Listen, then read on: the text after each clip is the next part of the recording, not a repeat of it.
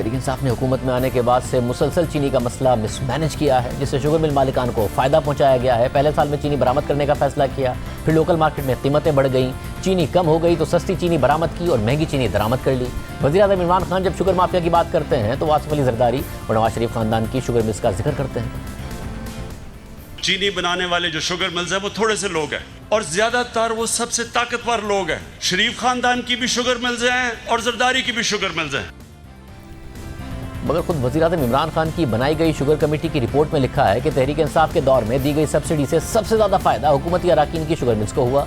जहांगीर तरीन की sugar mills को सब्सिडी का 22% मिला, खुसरो बख्तियार खानदान की शुगर मिल्स को सब्सिडी का 18% मिला। हत्ता कि नून लीग के दौर में जब सब्सिडी दी गई तो भी इन दोनों की शुगर मिल्स फ़ायदा उठाती रहीं। नून लीग के दौर में जहांगीर तरीन और खुसरो बख्तियार के खानदान की शुगर मिल्स को कुल सब्सिडी का 28% मिला, जबकि शरीफ खानदान की शुगर मिल्स को 5.9% और आसिफ जरदारी के दोस्त अनवर मजीद की ओमनी ग्रुप को 3.6% हिस्सा मिला। यानी नून लीग के दौर में भी सबसे ज़्यादा हिस्सा तहरीक इंसाफ के रहनुमाओं का था। और जब तहरीक इंसाफ की हुकूमत आई तो पंजाब हुकूमत की 3 अरब रुपए की सब्सिडी में से जहांगीर तरीन और खुसरो बख्तियार के खानदान को 40% हिस्सा मिला। ना शरीफों को कुछ मिला और ना ही आसिफ जरदारी के दोस्तों को कुछ मिला, और ये सब खुद वज़ीर-ए-आज़म की अपनी बनाई गई शुगर कमेटी की रिपोर्ट ने बताया।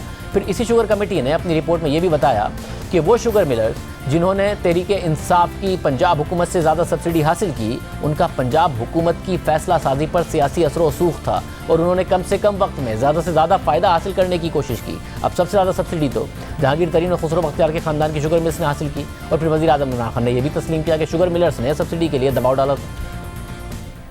चीनी एक्सपोर्ट की, अब ये भी सुन रहे हैं, अब चीनी एक्सपोर्ट करें, लेकिन क्योंकि पाकिस्तान की चीनी की कीमत ज़्यादा है और बाहर चीनी कम है, इसलिए हमें पैसे रिबेट दें चीनी एक्सपोर्ट करने के लिए। तो हमने पहले मना कर दिया कि हम नहीं रिबेट देते। उसके बाद उन्होंने कहा जी हमारे पास तो चीनी पड़ी हुई है, तो हम तो फिर किसानों का गन्ना नहीं लेंगे। तो एकदम हम नहीं हमारी गवर्नमेंट आई थी, तो इसका मतलब किसान सड़कों पे होगा और वो बेचारा गरीब किसान बेचारा उसका गन्ना नहीं बिकेगा।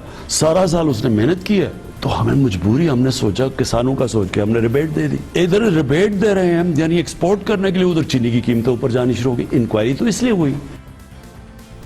वज़ीर-ए-आज़म ने तस्लीम किया कि शुगर मिलर्स ने दबाव डालकर सब्सिडी ली। वज़ीर-ए-आज़म की शुगर कमेटी ने तस्लीम किया कि जिनका तहरीक इंसाफ की हुकूमत पर सियासी असर रसूख था, उन्होंने वो सियासी असर रसूख इस्तेमाल करके तहरीक इंसाफ की हुकूमत से सब्सिडी ले ली। तहरीक इंसाफ के रहनुमा पंजाब हुकूमत से सब्सिडी भी ले गए।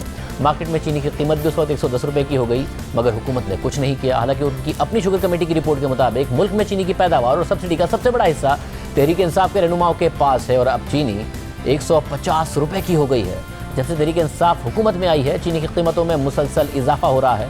2013 में जब नून लीग की हुकूमत आई तो उस वक्त चीनी की कीमत 54 रुपये 15 पैसे थी और मई 2018 में जब नून लीग की हुकूमत ख़त्म हुई तो उस वक्त फ़ी किलो चीनी की कीमत 52 रुपये 68 पैसे थी और अब चीनी 150 रुपये फ़ी किलो तक फ़रोख्त हो रही है।